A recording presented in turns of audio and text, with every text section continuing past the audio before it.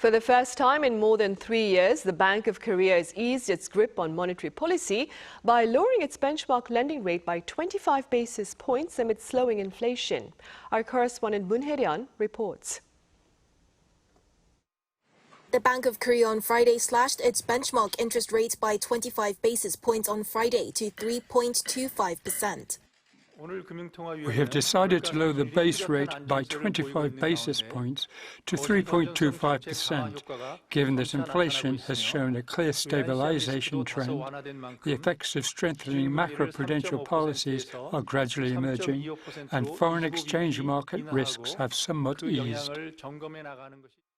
The key rate had been frozen at 3.5% since January 2023, following a series of 10 consecutive rate hikes in a bid to tackle inflation, and this is the first policy pivot in more than 3 years. The central bank was widely expected to cut its benchmark interest rate following the U.S. Federal Reserve's big rate cut of 50 basis points last month, on top of encouraging data on the domestic economy. The country's consumer price index, a key gauge of inflation, has been seeing smaller and smaller year-on-year hikes over the past few months, until it rose 1.6% in September, the lowest seen in 3.5 years. In a statement following the meeting, the Monetary Policy Board said it expects core inflation to remain stable around the target level of 2%, but acknowledged the volatility of global oil prices in response to geopolitical risks in the Middle East. Eyes are on how this rate cut will affect the country's housing market and currently sluggish domestic demand. Data released by the Korea Real Estate Board showed a slight cooling in Seoul's apartment price hikes in September following a prolonged period of rapid growth. Additionally, the growth in household loans, particularly mortgage loans, has slowed in recent months. However, analysts caution that it could be too early to declare a definitive trend, as it could have been affected by the Chuseok holiday.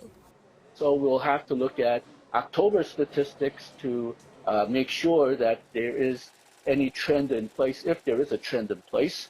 There is danger that the lower interest rate coupled with higher housing prices, even though it has slowed down, the interest rate cut may re-spark the rise in prices in the housing market.